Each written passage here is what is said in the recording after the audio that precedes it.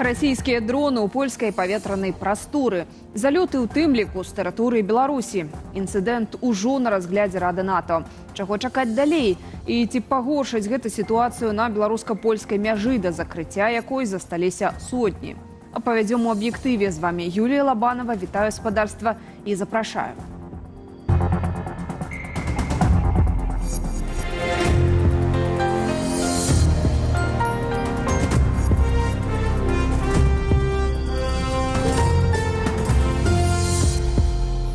Расійскія дроны ў польскім небе ў ноч на 10 верасня падчас атакі на Украіну ў паветраную прастору Польшчы парушылі 19 разоў.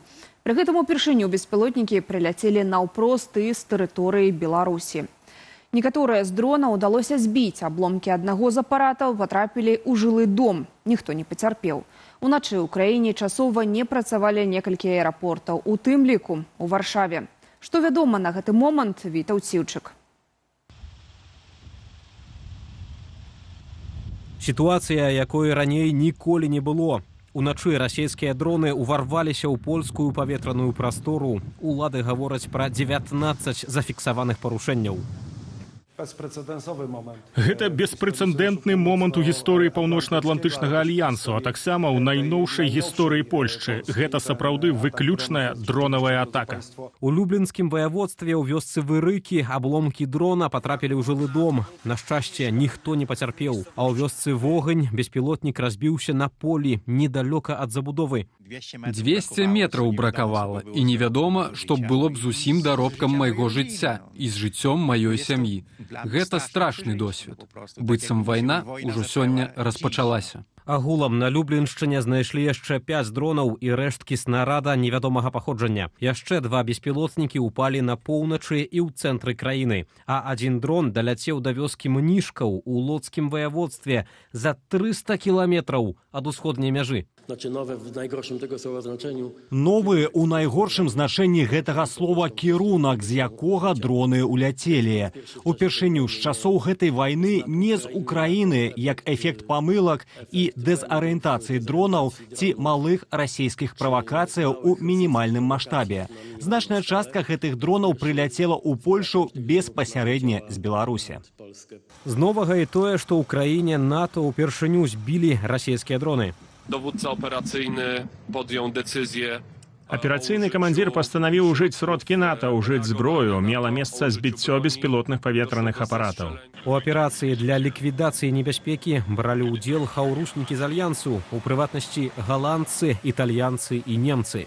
Увага! У звязку з аперацыяй нейтралізацыі аб'ектаў, якія парушылі мяжы Польшчы, інфармуй службы пра дроны альбо месца іх падзення. Не набліжайся да іх. Такую СМС-ку ад урадавага цэнтру бяспекі сёння атрымалі жыхары Варшавы, у тым ліку і я.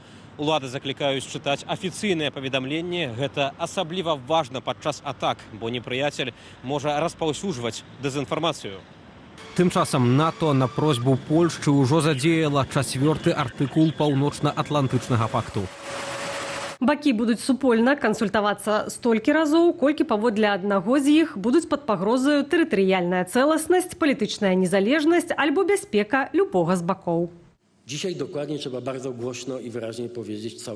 Сёння трэба дакладна і выразна сказаць усяму заходняму свету, усім нашым хаўруснікам. 4-ы артыкул – гэта толькі ўступ да паглыбленай супрацы для бяспекі нашага неба і нашай мяжы, якая ёсць мяжою НАТО. Будзем чакаць падчас кансультацыі ў межах 4-го артыкулу і палітычных кансультацыяў значна большага падтрымання. Гэта не вайна выключна украінцаў. Гэта не нашая вайна. Гэта вайна, якую Расія аб'явіла ўсяму вольнаму свету. Żyjemy w czasach niespokojnych. Мы жывём у неспакойны час, калі вядзецца вайна і супраць Украіны, і супраць Польшчы, і супраць усіх польскіх хаўруснікаў з НАТО. МЗС Польшчы выклікала расійскага паверанага ў справах і ўручыла ноту пратэсту. У сваю чаргу міністр замежных справаў Польшчы Радослаў Сікорскі зазначыў: Тое, што яны прыляцелі з Беларусі, гэта дадатковы чыннік, каб меркаваць, што гэта была запланаваная акцыя. Кіраўнік польскага МЗС дадаў, што Расія мусіць зразумець, цытата, «спроба адбудаваць апошнюю еўрапейскую імперыю не мае шансаў на поспех. Вітаўт Сіўчык, Белсат. Вось што пра начныя падзеі кажуць жыхары вёскі Чэснікі Люблінскага ваяводства, ля якой раніцай выявілі пашкоджаны беспілотнік. Чуваць было гукі гэтага ўсяго. І як самалёт ляцеў, нават гучна ляцеў. Але а 4-й ночы што можна ўбачыць? Туман, цёмна. Чуў, як бомбавальнікі ляталі, як выбухнула, аж сабакі пачалі брахаць, мурашкі па скуры. На інцыдэнт з парушэннем польскай паветранай прасторы адрэагавала і Міністэрства абароны Беларусі. Як сцвярджае начальнік генеральнага штабу Павел Муравейка, беларускія сілы збівалі беспілотнік над сваёй тэрыторыяй і інфармавалі польскія і літоўскія бакі пра небяспеку. Это позволило польской стороне оперативно отреагировать на действия беспилотников, подняв в воздух свои дежурные силы. Справедливости ради стоит отметить, что польская сторона также информировала белорусские дежурные боевые расчеты о приближении к границе Республики Беларусь неопознанных летательных аппаратов с территории Украины. Гэтую заяву беларускага вайсковага ведомства пацвярджае польскі бок. Са словаў прэс-сакратара аператыўнага камандавання ўзброеных сілаў Польшчы Яцыка Грышэўскага, такі абмен інфармацыяй з Украінай і Беларусю не ёсць нечым выключным. Я не хацеў бы абвастраць сітуацыі, вызначаючы, якія дзеянні носяць прапагандысцкі характар, а якія не. Магу запэўніць, што інфармацыя з беларускага боку, з украінскага боку, з НАТО высылаецца кожны раз, калі ёсць такая неабходнасць. Таму пацвярджаю, увесь час мы абменьваліся інфармацыяй з суседнімі краінамі.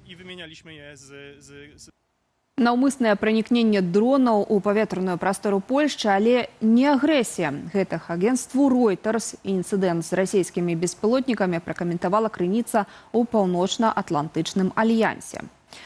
Як яшчэ рэагавалі на маштабнае парушэнне польскай паветранай прасторы на захадзе і як выпадак паўплывае на сітуацыю ў рэгіёне? Ян Федаровіч.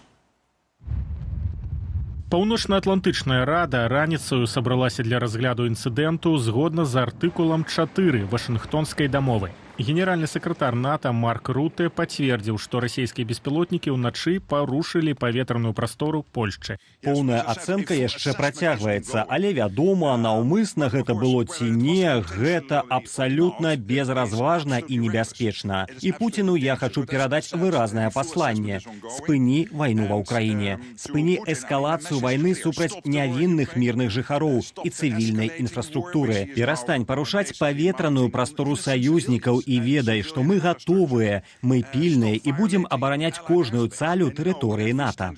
Поўную салідарнасць з Польшчаю выказала і старшыня Еўракамісіі Урзуля фон дер Ляйен. Пасля інцыдэнту яна настойліва запатрабавала ўзмацніць ціск на Расею. Пасланне Пуціна зразумела, і наш адказ таксама павінен быць зразумелым. Нам трэба больш ціснуць на Расею, каб яна села за стол перамоваў. Нам трэба больш санкцыяў. Цяпер мы працуем над 19-м пакетам у каардынацыі з партнёрамі. Асаблівую ўвагу надаём паскоранай адмове ад расійскіх выкапнёвых энергарэсурсаў. Мы разглядаем пытанне ценявога флоту і трэціх краінаў. Стварыць супольную еўрапейска-украінскую сістэму супрацьпаветранай абароны заклікаў Уладзімір Зеленскі.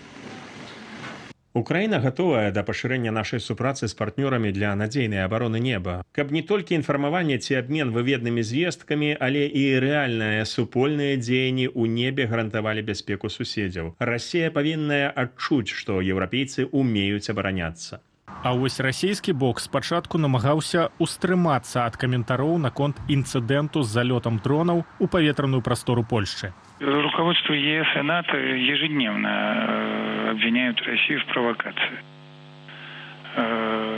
Чаще всего даже не пытаясь представить хоть какую-то аргументацию. Пазней Міністэрства абароны Расіі запэўніла, што ўначы наносілі масаваны ўдар высокадакладнаю зброяй па вайсковых аб'ектах. Маўляў, мэтай атакаваць тэрыторыю Польшчы перад імі не стаяла і прапанавалі польскаму міністэрству абароны правесці кансультацыі. У сваю чаргу, адзін з галоўных міжнародных партнёраў Расіі, Пекін, заклікаў бакі не дапусціць пашырэння канфлікту. Мы заклікаем усе зацікаўленыя бакі прытрымлівацца трох прынцыпаў: перадухілення распаўсюду канфлікту, пазбягання эскалацыі баявых дзеянняў і ўстрымання ад нагнятання напружанасці. Гэта дапаможа дээскалаваць сітуацыю і стварыць умовы, якія спрыяюць палітычнаму урэгуляванню. Што датычыць Дональда Трампа, то ён на момант рыхтавання матэрыялу ў эфір унікнуў адказу на пытанне пра расійскія БПЛА ў паветранай прасторы Польшчы. Ян Федарович, Белсад. Акурат перад выданнем аб'ектыву Дональд Трамп усё ж адрэагаваў на ўварванне расійскіх дронаў на тэрыторыю Польшчы ў сваёй сацыяльнай сетцы Truth Social. Што там з парушэннем паветранай прасторы Польшчы расійскімі дронамі? Пачалося. Выказалася ў справе залёту праз Беларусь расійскіх дронаў у Польшчу і кіраўніца аб'яднанага пераходнага кабінету Святлана Ціхановская. Парушэнне паветранай прасторы Польшчы расійскімі беспілотнікамі – гэта не выпадковасць, а наўмысная эскалацыя. Пуцін і Лукашенко ставяць пад пагрозу Польшчу і ўвесь еўразвяз. Гэта адказ Расіі на мірныя намаганні, больш тэрору, больш правакацыяў. Еўропа мусіць адказаць адзінствам і сілай, каб спыніць гэтую агрэсію.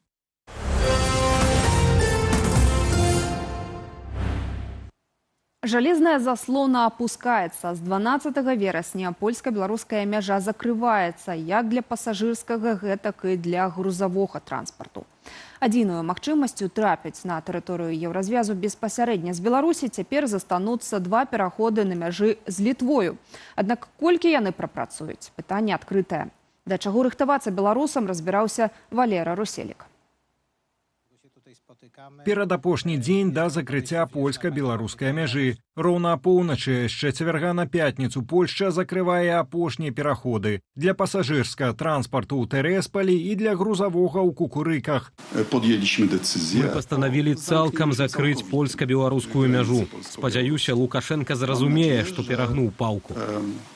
Że prezydent Łukaszenka zrozumie, że miarka się przybrała.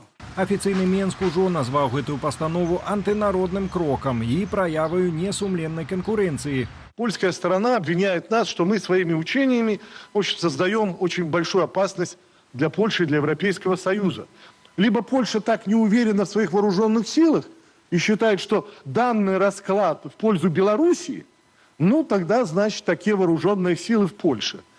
Либо второй момент – это вот та же милитаризация. Тым часам беларускія дэмакратычныя сілы просяць Польшчу ціснуць на рэжым Лукашэнкі, але пры гэтым пакінуць шлях у вольны свет для шараговых беларусаў. Для нас вельмі важна, каб захоўвалася пасажырскае злучэнне, бо для беларусаў гэтая мяжа са свабодным светам. Мы кантактуем з Міністэрствам замежных справаў Польшчы і ў бліжэйшы час даведаемся, як будуць дзейнічаць гэтыя абмежаванні. За апошнія сотні чэргі на выезд у Польшчу зноўку імкліва растуць. Сёння ў дзень на пераходзе ў Берасці стаялі прынамсі 1360 аўтаў і 30 аўтобусаў. А ў суседніх Казловічах колькасць фураў павялічылася за гэты ж час амаль удвая, да 340 машынаў. Што праўда, не ўсе перавознікі губляюць аптымізм. Пакуль Менск Транс адмяняе рэйсы на Варшаву, кампанія «Атлас» працягвае прадаваць квіткі нават на 12 верасня. Тым часам у тэлеграм-чатах, прысвечаных перасячэнню беларуска-польскай мяжы, актыўна абмяркоўваюць сітуацыю і альтэрнатыўныя маршруты. Хоць адзін пераход з кожнай краінай павінен працаваць, бо на тэрыторыі Беларусі знаходзяцца грамадзяне Польшчы, і іх кіраўніцтва павінна даваць ім магчымасць вярнуцца. Ну, альбо яны пачэшуць праз Літву. У прыбалтаў падобна межы заб'юцца. У Літву не заехаць на беларускіх нумарах без літоўскай візы альбо ВНЖ. Таму далёка не ўвесь трафік можна туды перанакіраваць. Усе аўты еўразвязу і так толькі праз гэтую літоўскую мяжу ездзілі. Бо тыдзень чакаць у Берасці нумарам з еўразвязу няма ніякага сэнсу. А беларускія аўты з польскімі візамі не маюць права ездзіць па Літве. І калі на выезд са штрафам яшчэ, напэўна, здолеюць некаторыя праскочыць, то на ўезд іх 100% не прапусцяць. Закрываць мяжу на ўзор Варшавы афіцыйная Вільня пакуль што не плануе, але пакідае за сабою гэткую магчымасць пры змене абстаноўкі. Будут приниматься меры, которые будут соответственны, чтобы обеспечить безопасность Литвы. Если будет нужно, это будет закрытие, если будет нужно, проверки, если будут другие ограничения. Но нам надо обеспечить безопасных наших граждан. На гэты момант паміж Беларусю і Літвою працуюць таксама два пераходы: Меднікі, Каменны Лог і Салешнікі, Беняконі. Чэргі на выезд з нашай краіны тут таксама растуць. На абодвух пунктах пропуску каля 300 легкавікоў і на 16-ю гадзіну больш за 700 фураў. Валер Руселік, Белсат. Ці адчуваюць літоўцы пагрозу з боку Беларусі і Расіі, і ці варта закрываць мяжу з нашай краінай? Сваім меркаваннем наконт гэтага падзяліліся жыхары Вільні. От Беларуси, может быть, нет, но от России – да. России никогда нельзя доверять. И никогда не было возможно доверять. Она никогда не держит своего слова. Что не подписала быстро на какой договор, меморандум, она всегда обязательно сломает тогда, когда ей будет нужно. Ну, угрозу чувствуем. Мало что, дроны летают. А что дальше будет, мы не знаем. А стоит ли закрывать границу, как считаете? Ну, вот это вопрос интересный, но не знаю. Я подумала бы. Если сильнее угроза будет, то, конечно, надо закрывать. Но пока, я думаю, нет.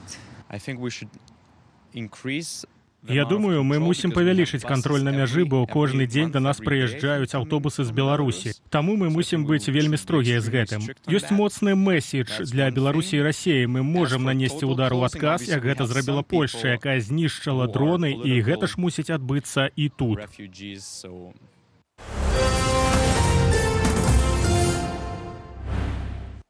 Палітычнага вязня Андрэя Паднябеннага знайшлі павешаным. Пра новыя падрабязнасці смерці палезняволенага паведаміла ягоная маці Валянціна Паднябесная у сацыяльнай сетцы «Аднакласнікі».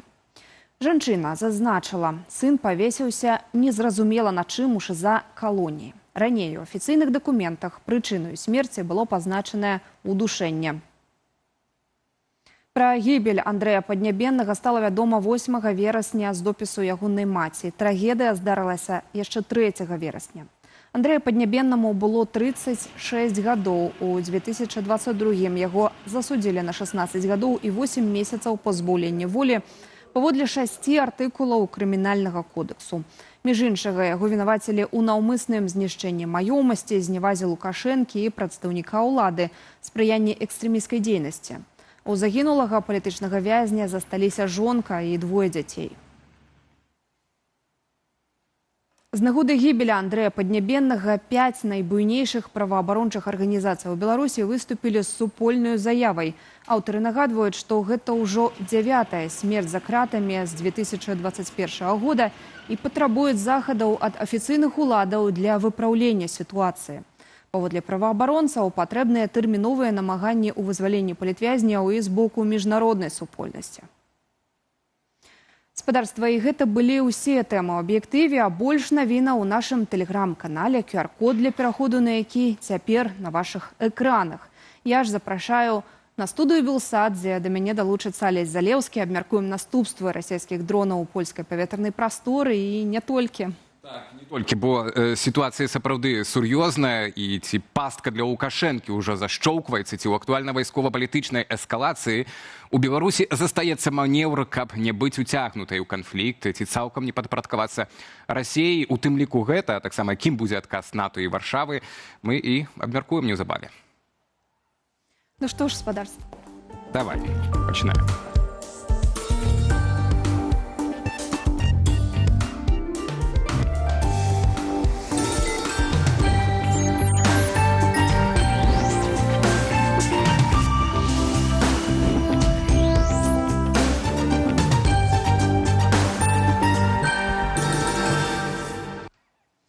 Спадарства, глядзіць студыю Белсат, Юлія Лабанова і Алесь Залеўскі рады вас вітаць. Сёння не толькі будзе шмат дыскусіяў з нашымі экспертамі, але і мы спадзяемся на ваш удзел, шаноўныя гледачы.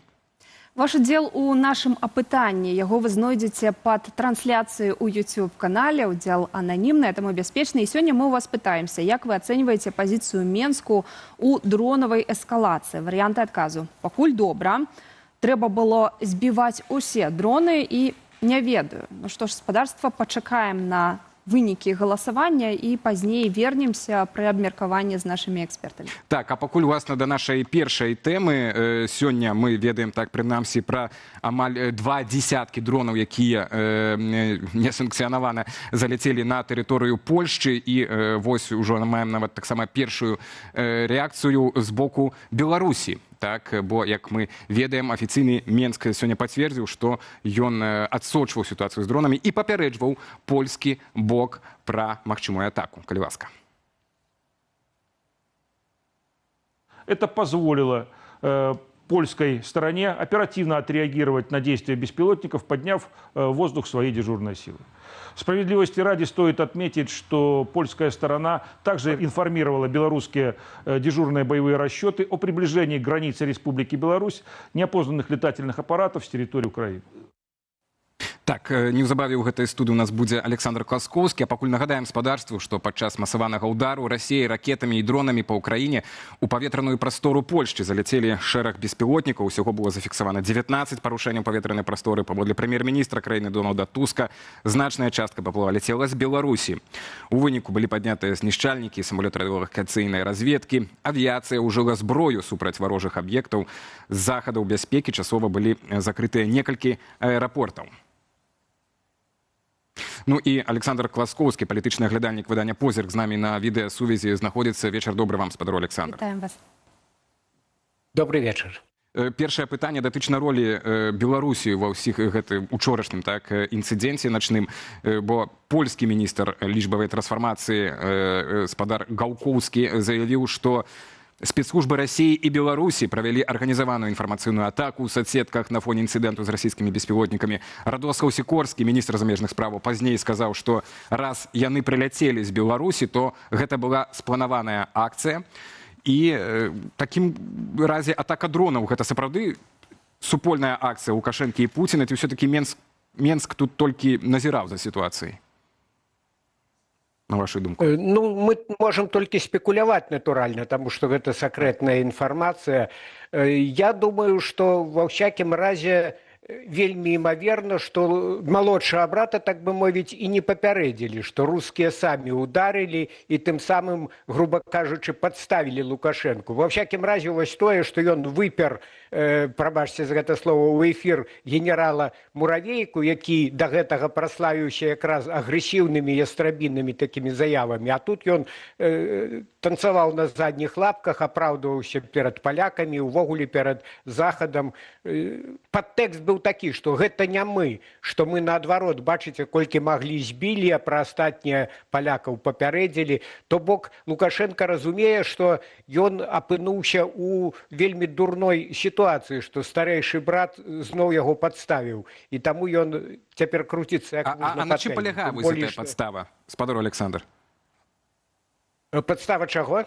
Подстава Лукашенко на чым палягае? Чым вось ён падставіў? Што это насуперак планаў Лукашенкі была эта эскалацыя? Ён жа сам днямі затрымаў гэтага польскага манаха-шпіёна, так, Джегаша Гавала. Вось з гэтым монахам загадкавая гісторыя, таму што мне здаецца, што, магчыма, гэта быў такі эксцэс выканаўцы. Калі паглядзець, на колькі спецслужбы Лукашенковы пасля 20-го года займелі волі, то я дапускаю, што гэта менавіта там КДБ ці шэраг спецслужбаў хацелі такім чынам проста праславіцца, паказаць сябе, а можа быў і такі нейкі план глыбейшы, то бок сарваць гэту вось такую умоўную разградку, якая нібыта у перспектыве вымалёўваецца праз дыялог Мінска з Вашынгтонам. Таму што самому Лукашенко, ну неяк гэта у звязку з тым, што ён цяпер з Трампам, так бы мовіць, на кароткай назе і прылятаў Кіт Келаг у Мінск, прадстаўнік Трампа. Я думаю, што паколькі ён вайсковымі пытаннямі займаецца, то ён, напэўна, папярэджваў, што калі будуць нейкія ў звязку з гэтымі манеўрамі правакацыі, то вам будзе кепска. Таму вось усё ж такі мая версія палягае ў тым, што тут найперш адчуваецца рука старэйшага брата, і калі глядзець шырэй, то і вось гэта Лукашенко радуецца як дзіця новай цацы, што тут і ядерную нібытавую зброю завезлі ў Беларусь, ці нібыта завезлі, і вось хутка яшчэ і арэшнік будзе. Ён ці не разумее, ці проста у яго выйсця няма. Гэта ж проста пад удар падстаўляюць ужо і пры магчымым некім ядзерным варыянце развіцця канфлікту. Так што Беларусь, на жаль, стала мішэнню. Спадар Александр, літаральна перад нашым эфірам у тэлеграм-канале «Глас Міда», вядомым як тэлеграм-канала беларускага МЗС, з'явілася таксама заява наконт польскіх дронаў, наконт закрыцця мяжы. Я, можа, коротко процитую частку. Евросоюз, известный своей бережливостью и рациональным распределением средств, выделил Польше скромные 43,7 миллиарда евро. На что? Ну, конечно, на производство оружия. Совершенно случайно это совпало с нашим чисто оборонительным, мирным и абсолютно прозрачными учениями «Запад-2025». И вот поляки, внезапно охваченные непонятной истерикой, начинают срочно закрывать границы, проводить свои учения и кричать о надвигающейся угрозе. Усё схіляецца до того, каб просто абвінаваціць Польшу у эскалацыі. У эскалацыі, так. І відавочна, што гэтыя грошы, па-першае, сума выклікае пытанні, таму што грошы вылучаліся пад розныя праекты і сума значна ніжэйшая указаная за гэтую, але таксама на каго разлічаная гэтая заява, на вашу думку, чаму яна цяпер прагучала? Я нават не ведаю, на каго яна разлічана, таму што, хіба што на вельмі наіўных нейкіх прыхільнікаў рэжыму Лукашэнкі, таму што усім зразумела, што вось гэта сапраўды падвышэнне абароназдольнасці і Польшчы, і Літвы, і іншых натаўскіх краін, асабліва суседніх з Беларусю. Гэта пачалося фарсіравана праводзіцца пасля 2022 года, пасля таго, як менавіта з беларускай тэрыторыі Пуцін пайшоў на Кіеў, хацеў гэты ажыццявіць бліцкрыг, які сарваўся толькі дзякуючы мужнасці, гераізму украінцаў. Таму дзівіцца, што падвышаюць абаронныя выдаткі суседнія краіны, тут ніяк не выпадае. І наконт гэтых вось мірных манеўраў Захад 2025 таксама ж і украінцы, і палякі, і іншыя памятаюць, што гэтаксама ў 2022 годзе, калі былі манеўры саюзная рашучасць, то і расійскія, і беларускія генералы, і нябожчык Уладзімір Макей, тагачасны міністр абароны, яны ж білі сябе ў грудзі і казалі, што ніводнага салдата, ніводнай адзінкі тэхнікі расійскай тут пасля гэтых манеўраў не застанецца.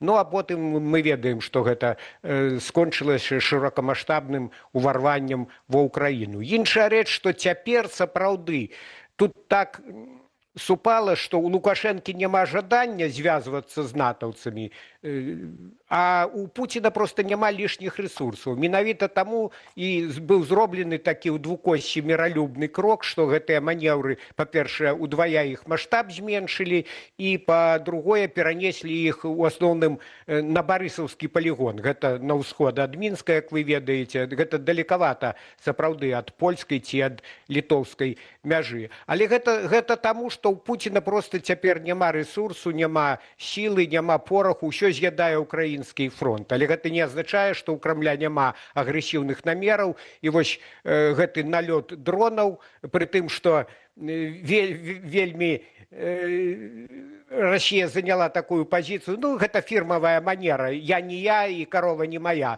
так бы мовіць.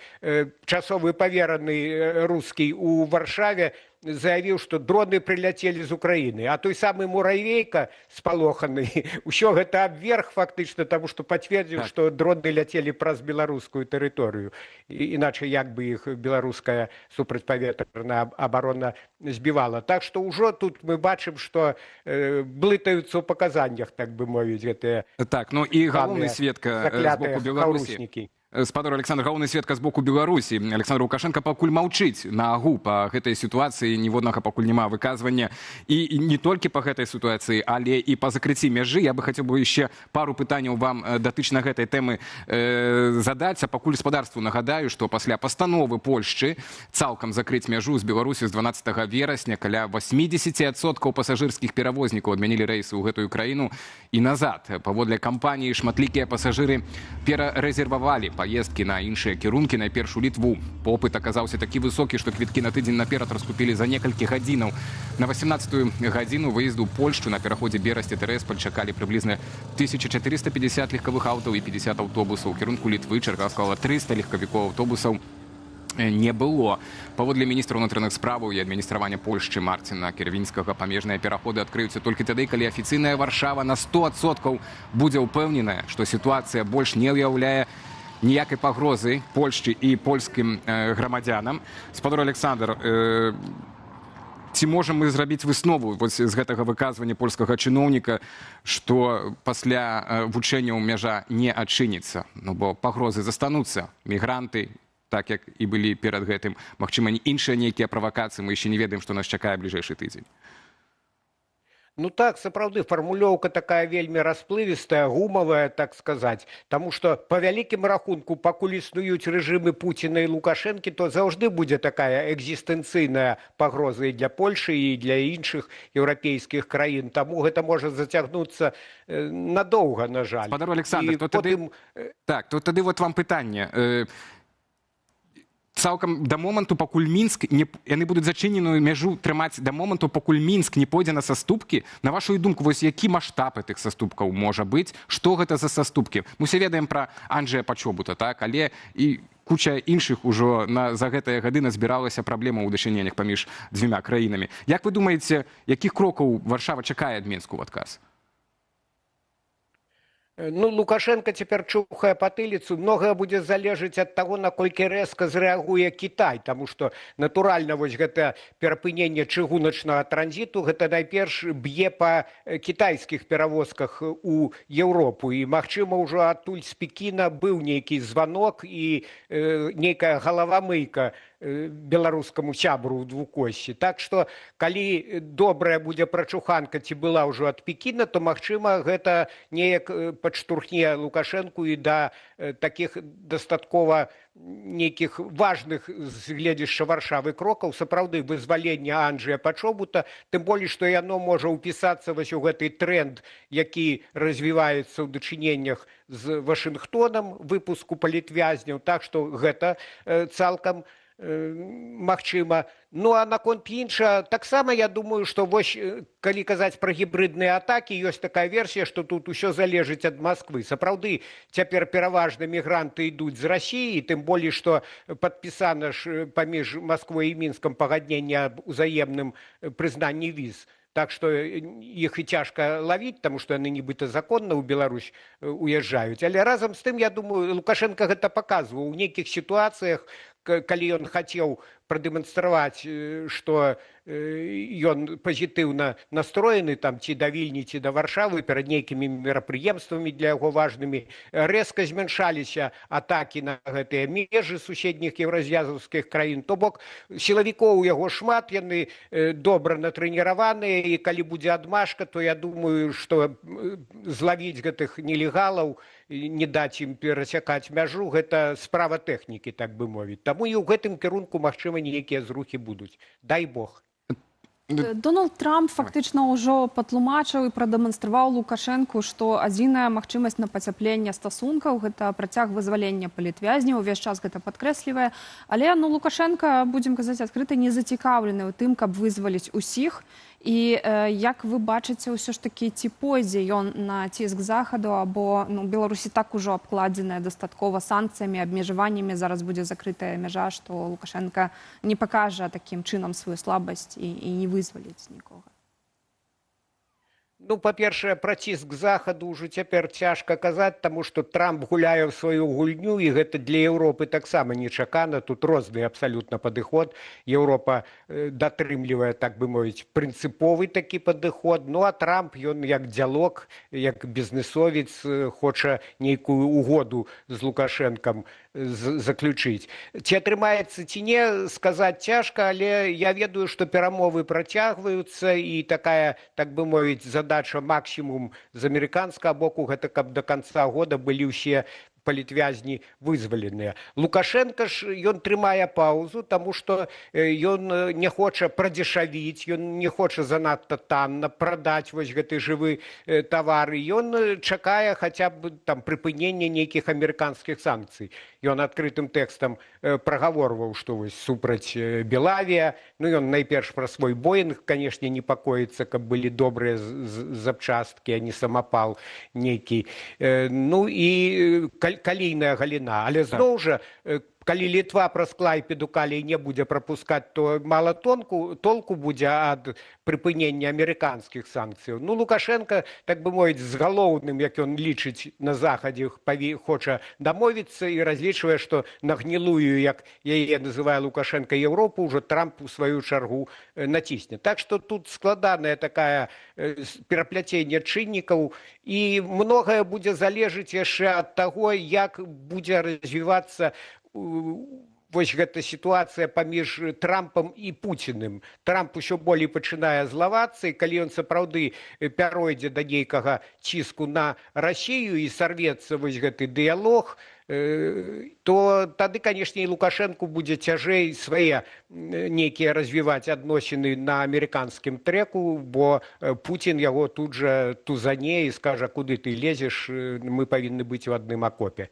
Спадар Александр, я думаю таксама, што тут важны чыннік, важны фактар таксама і Кітай, так, пра які вы ўжо казалі, казаў пра яго сёння і Рыжанкоў, каментуючы закрыццё мяжы з Польшчай. Вось Муравейка толькі пра дронам даверылі, так, а Рыжанкоў пра мяжу з Польшчай. Спачатку ён сказаў, што это антынароднае рашэнне Польшчы, забыў, што спачатку ізалявалі беларусаў пасля таго, як сілавікі скралі Ryanair самалёт першы раз, другі раз пасля таго, як Мінск справакаваў міграцыйны крызіс, так? А ўжо другім паведамленнем Рыжанкоў заявіў, што гэта рашэнне накіравана супраць Кітая, і не толькі званок можа паступіць, але мы ведаем канкрэтна, што з 12 па 16 якраз у датах вучэння Захад 2025 міністр замежных справаў, там шэф дыпламаты, так, Кітая Ван І, я спадзяюся правільна з ангельскай мовы чытаю, так, будзе сустракацца з польскім міністрам замежных справаў Радосвам Сікорскім, і мы так разумеем, што это і будзе адзін з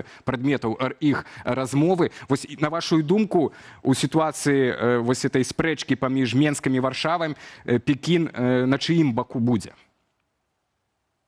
Па-першае, пра тое, што вось Рыжанкоў сказаў, антынароднае, так бы мовіць, рашэнне, ці як там было сфармулявана, я здзівіўся, сёння паглядзеў беларускія, лукашэнкаўскія, дакладней сказаць, прапагандысцкія медыі, яны пачалі наперабой рабіць рэпартажы з гэтай мяжы, як там пакутуюць людзі. Столькі гадоў гэта нікога не хвалявала і пра гэта не гаварылі, а тут цяпер далі слова простым людзям, то бок спекуляцыя ідзе вось на гэтай тэме.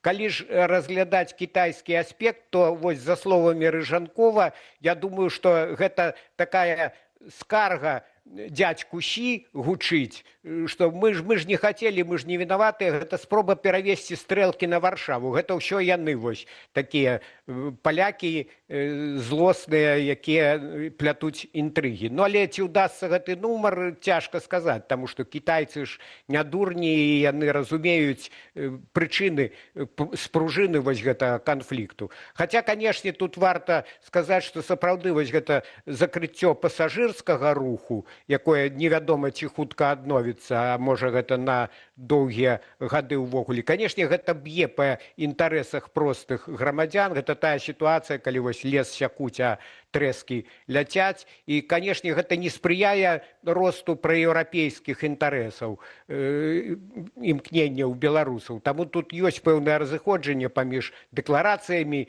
Еўропы, што мы падтрымліваем еўрапейскі шлях Беларусі, і фактычна вось гэтым замыканнем людзей у дыктатуры. Ну, але цяпер такая сітуацыя, як я разумею, калі Польшча вырашыла скарыстаць момант і нанесці Лукашэнку такі моцны удар. Пабачым, які будзе вынік. Пабачым. Так, неўзабаве якраз у нас Міхайл Кацевіч, публіцыст польскі, вядомы, будзе на сувязі. Вам дзякуй вялікі, спадару Александр, за грунтоўны каментар і ацэнкі апошніх падзеяў. Добрага вам вечара.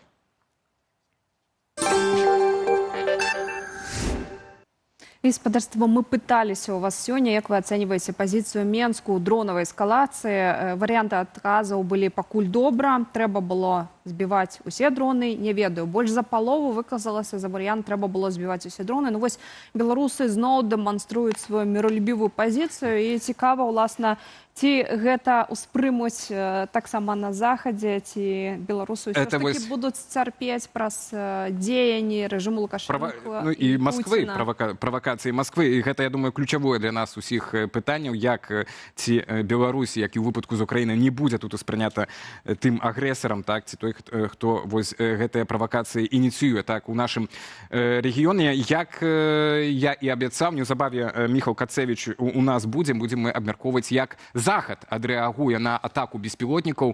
У Варшаве пакуль пераконваюць, падставаў для панікі няма, але ці ёсць разуменне, як адказаць Расіі і не справакаваць пры гэтым вайны ў нашым рэгіёне. Гэтае пытанне неўзабаве абмяркуем з Міхалам, а пакуль коротка спадарству нагадаем асноўныя пазіцыі бакоў. Паводле прадстаўніцы МУЗ Польшчы Караліны Гапецкай ужо знойдзеныя прынамсі 7 беспілотных лятальных апаратаў і абломкі ракеты невядомага паходжання. Гэта першы выпадак, калі самалёты НАТО ўступілі ва ўзаемадзеянні з пагрозамі ў небе хаўруснікаў. Паводле Reuters, Паўночна-Атлантычны альянс не лічыць уварванне расійскіх дронаў на тэрыторыю Польшчы нападам.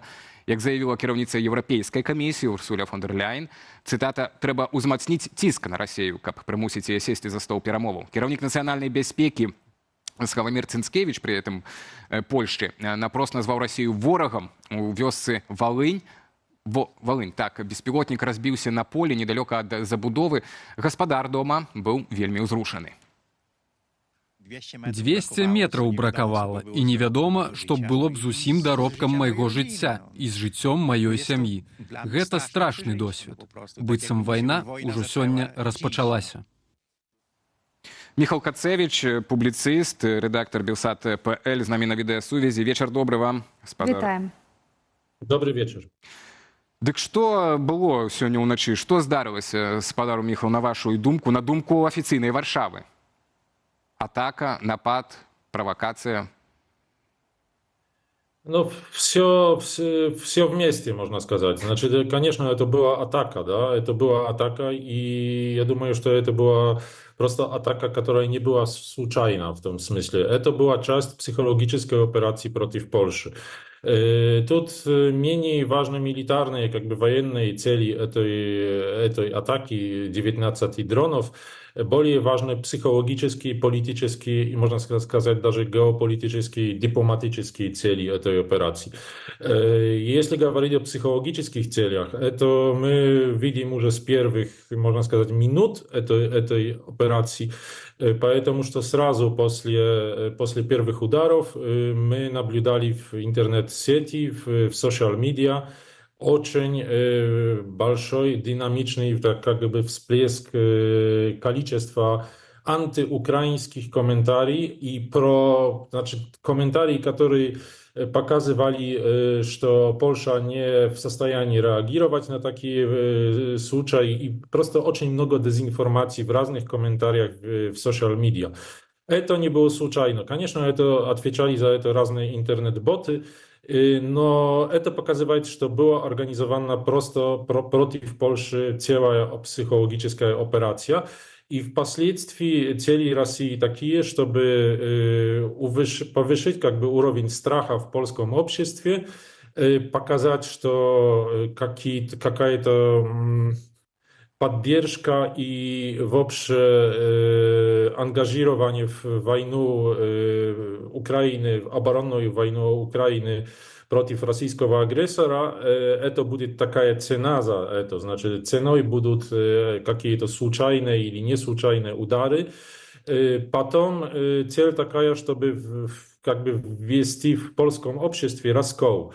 Чтобы часть общества думала, что отвечает за это в принципе Украина, часть, что Россия, и чтобы были какие-то конфликты внутрь общества и внутрь политической элиты. К счастью, сегодня мы не увидели никаких конфликтов внутрь политической элиты, а это очень важно, потому что очередная цель этой операции со стороны России есть такая, чтобы в мейнстрим политической элиты польской ввести как бы такой подход, какой мы видим в Венгрии и в Словакии.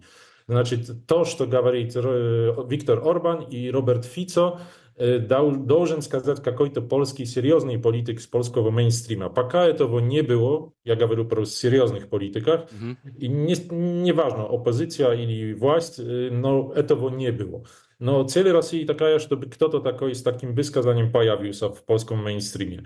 И, ну, конечно, будем смотреть дальше, что или будет такая угроза. Спадар Міхал, а як з Варшавы вам бачыцца роля Беларусі ва ўчорашніх падзеях? Ну, конечно, это большая роль, потому что дроны прилетели в большинстве с территории Беларуси, и ясно, что тут все было согласовано между Минском и Москвой. Так что это не случайно, и Беларусь в такой же степени отвечает за эту атаку, как и Россия. Ці маюць чым адказаць у НАТО і ў Польшчы на гэтыя атакі дронаў, вось закрыццём мяжы, якое адбудзецца заўтра, ці гэта дастатковая захада? Конечно, у НАТО и у Запада есть средства, чтобы ответить на эту атаку. Во-первых, надо как бы нарисовать новые границы, новые линии, которые ниже этого, что предсказует пятая статья трактата НАТО. Значит, надо просто определить новые принципы этого, что считается, не считается атакой. И есть атакой, но ниже как бы границы кинетической войны официально, да? Но одновременно это есть какой-то элемент атаки на государство. И тут НАТО должно выработать какие-то принципы реакции на такие случаи. Они, в принципе, какие-то есть, но тут что можно сразу сделать? Сразу можно укрепить польскую противовоздушную оборону, польские средства ПВО, можно доставить новые средства ПВО наших союзников, можно инвестировать в такие средства в будущем очень много денег и построить серьезную противовоздушную оборону.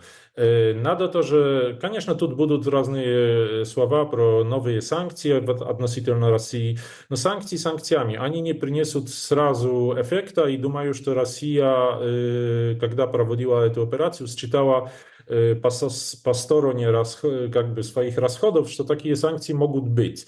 И поэтому надо тут показать России, что действия могут быть не очень такие ординарные, что со стороны Запада могут быть тоже в каком-то смысле наступительные шаги. Я не говорю про начало войны, я не говорю про какую-то атаку со стороны НАТО, но говорю про разные возможные действия относительно России, которые не будут выше порога войны, но будут ниже этого порога войны, одновременно будут очень полезны для России. Спадар Міхал, я бы хацеў вярнуцца да вашага папярэдняга тэзісу пра тое, што вам з Варшавы бачыцца, што Беларусь суадказная за гэтую атаку дронаў. Між тым мы якраз у чаце трансляцыі нашым пытаемся, пытанне праводзім, як ацэньваюць нашы гледачы пазіцыю Менску ў дронавай эскалацыі, і 56% асноўны адказ лічаць, што трэба было збіваць усе дроны, которые пролетали над территорией Беларуси. Так, и 20% лічаць, што пакуль добра Менск себе паводзіць у гэтай сітуацыі, 25% не ведаюць. А якія ў вас аргументы, так, якія што не так рабіў Менск, што ён стаўся суадказным за гэта? Бо мы ведаем, што раней рэгулярна ў Беларусь залятаюць дроны, ці не штодня, ці не штоночы, так, і далёка не ўсе з іх збіваюцца, так, і да Літвы таксама далятаюць многія. Чаму Менск суадказны за эту атаку? Потому что эти дроны не прилетели откуда-то с космоса, с какой-то другой неизвестного государства, а прилетели из России от союзника, четкого союзника Беларуси, с которым Беларусь сейчас будет проводить хотя бы совместные учения военные «Запад-2025». И это означает, что если это такие близкие союзники, так они вместе отвечают за такие действия. И это, что отвечают вместе, что координирует свою военную политику, свои действия на любом уровне, даже очень низком, это вообще не секрет, это просто ясно, что так есть. И говорить сейчас о том, что Беларусь не сбила этих дронов, потому что не смогла, одновременно знала, что эти дроны будут запускаться, что будут пролетать через территорию Беларуси, потому что, ну, если не знает этого Беларусь, значит, это какой-то плохой союзник у Беларуси. Вы хочаце сказаць, што Александр Лукашенко ведаў таксама пра ўварванне ва ўкраіну ў 22 годзе, што будзе вот якраз у этой лютаўскі раніцу? Должен знать. Если это союзники, если координируют вместе свою политику, ну, сложно себе представить, что на территории Беларуси есть российские военные подразделения, и Лукашенко не знает, что они там готовят. Может, всего точно не знает, но я думаю, что принципиально как бы знает, что может произойти. И считая, что в последние дни, в последние недели всякие действия Беларуси в отношении Польши были очень агрессивными, очень такими недружебными. Но тут... Извините, но мне лично сложно защищать как бы позицию Беларуси и Лукашенко в этой операции с дронами. Просто не верю в это, что... Ну, бо Беларусь таксама могла быць аб'ектам правакацыі ў дадзеным выпадку, тэарэтычна, з боку Москвы. Мы, напэўна, не ведаем, я б, можа, сказала.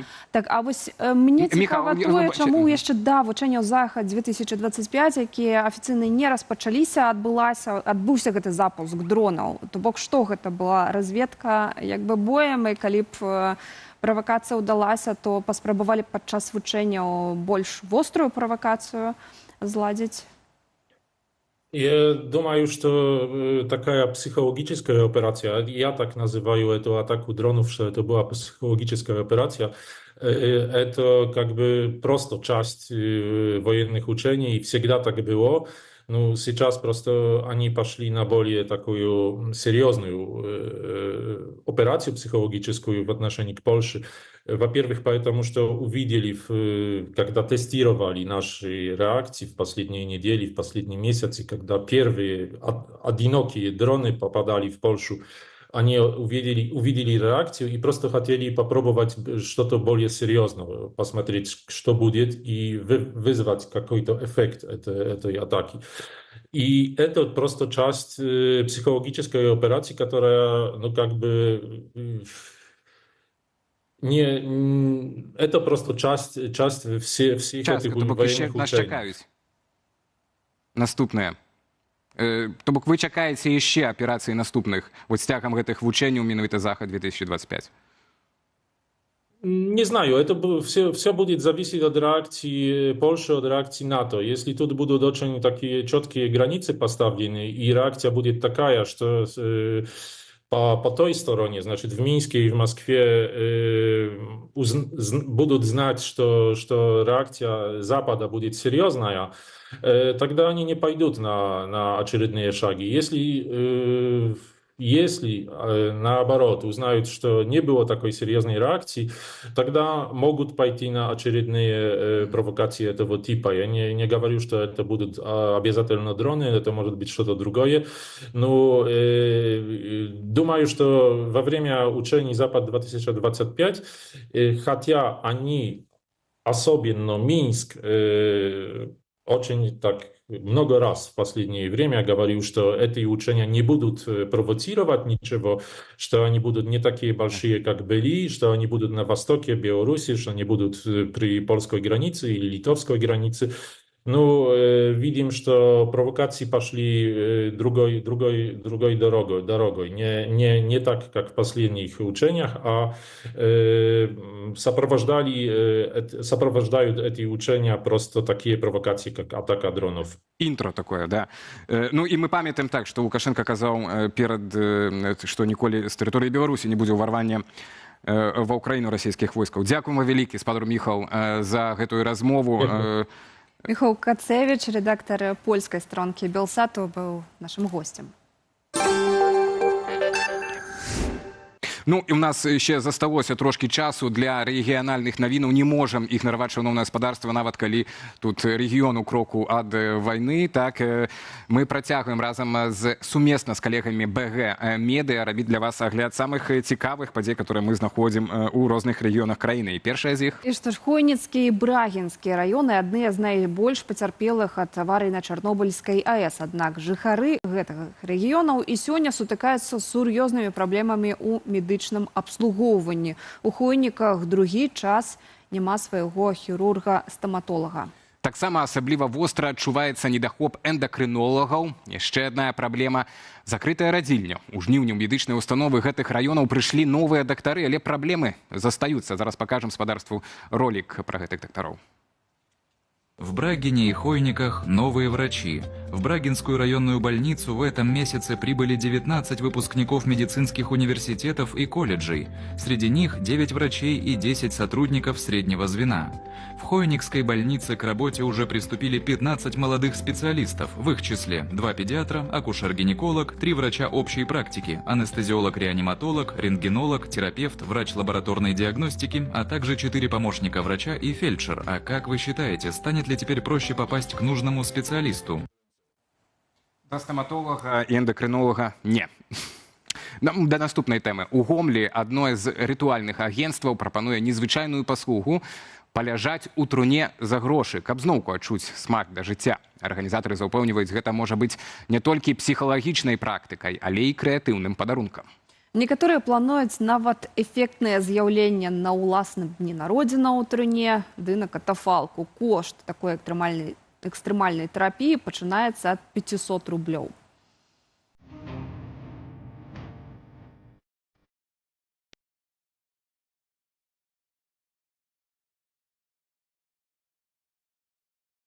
Но смерть ближе, чем тебе кажется. Именно поэтому мы предлагаем лечь в нее, чтобы проснуться живым. Ну што ж, сапраўды, тэрапія хіба для самых адважных, я б хіба б не Акурат наважылася. для нашых часоў актуальных.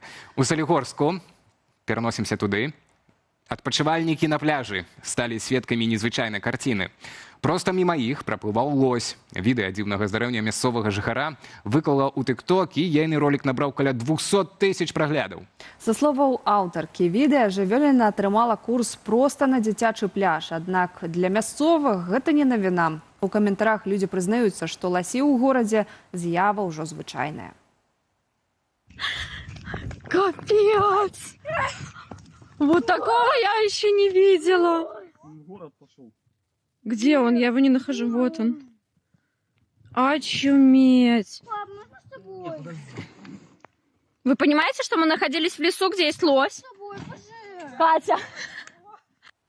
Ну што ж, у Салігорску ласі, а у Варшаве кабанчыкі і лісы. Ну так, а яшчэ кажуць, глобальнае пацяпленне, нічога не стаецца, ўжо жывёлы побач з намі жывуць. Ці гэта нас проста ўжо замнога, і мы іх прастору запаўняем. Шановнае гаспадарства, дзякуем усім за лайкі, як гэта рабіць бяспечна і падтрымліваць наш тэлеканал, калі ласка, глядзіце ў апісанні да гэтага відэа. Мы ж падсумоўваем нашае сённяшняе пытанне, як ацэньваеце пазіцыю Менску ў дронавай эскалацыі. Ну, на першым месцы трэба было збіваць усе дроны, лічаць у нашай аўдыторыі больш, чым кожны другі, 55%. Я не вайсковы эксперт, але дапускаю, это таксама вяжецца з пэўнымі рызыкамі, так і магчымасцямі беларускага войска. Тут мы не хутка, думаю, даведаемся праўду. Рызыкамі для грамадзянаў. Так, і для грамадзянаў, і для суседзяў таксама, таму што дроны кіраваліся ўздоўж мяжы з Украінай і былі побач з польскай мяжой, і тут агонь так блізка да межаў можа быць небяспечны, так справакаваўшы яшчэ большы канфлікт у нашым рэгіёне. Ну і 20% лічаць, што пакуль добра, так, пакуль адзін муравейку выказаўся пра гэта, ну, 25% не ведаюць. Мы таксама пакуль не ведаем, чым эта ўся гісторыя скончыцца. Мы будзем абавязкова сачыць за развіццём падзеяў і інфармаваць вас у нашых эфірах. А на сёння развітваемся з гаспадарствам. Мы дзякуем за вашу увагу. Мы будем так з вами працаваць, куды б гэтыя дроны не даляталі. З вами сёння былі Олесь Залеўскі І Юлія Лабанова. Да сустрэчы на Белсаце. Пакуль.